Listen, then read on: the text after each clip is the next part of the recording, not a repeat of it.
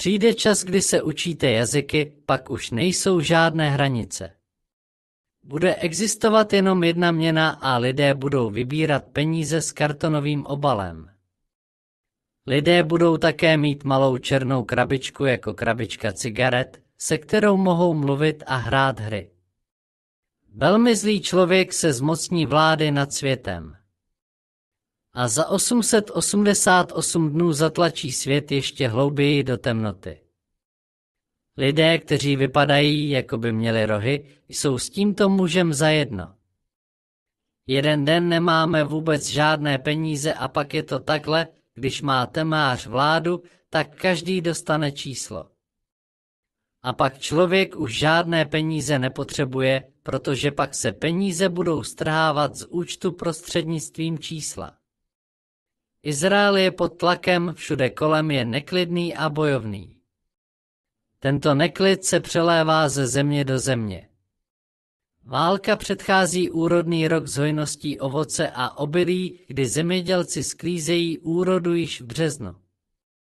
Lidé si vždycky myslí, že všechno musí tak, jak chtějí, aby to bylo. Já vidím ještě jasněji než předtím, že nás čeká nová válka. Tito dva muži zabijí i třetího na vysokých místech. Tam, kde vychází slunce. Už zavraždili dva, byli zaplaceni druhým. Vrah je malý černoch, druhý je o něco vyšší a má světlé vlasy. Myslím, že se to stane na Balkáně, ale nemůžu to říct s jistotou. Po vraždě třetího to začne ze dne na den. Vrahové utečou, ale pak se na ně usadí prach. Jasně vidím 3 čísla, 2 osmičky a 9. Nevím, co to znamená. Nedokážu určit čas. Válka začíná ještě před východem slunce, přichází rychle.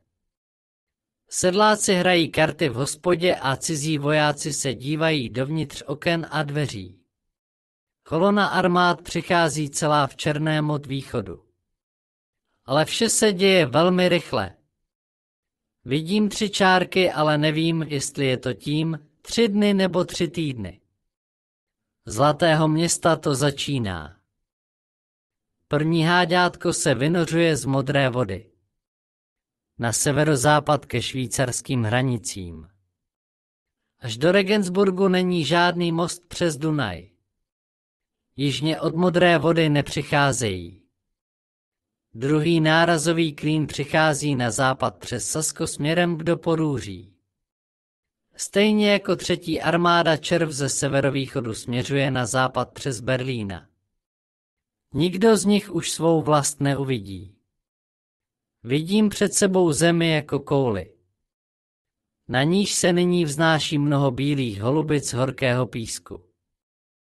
Je jich tolik, že jsem je nedokázal spočítat.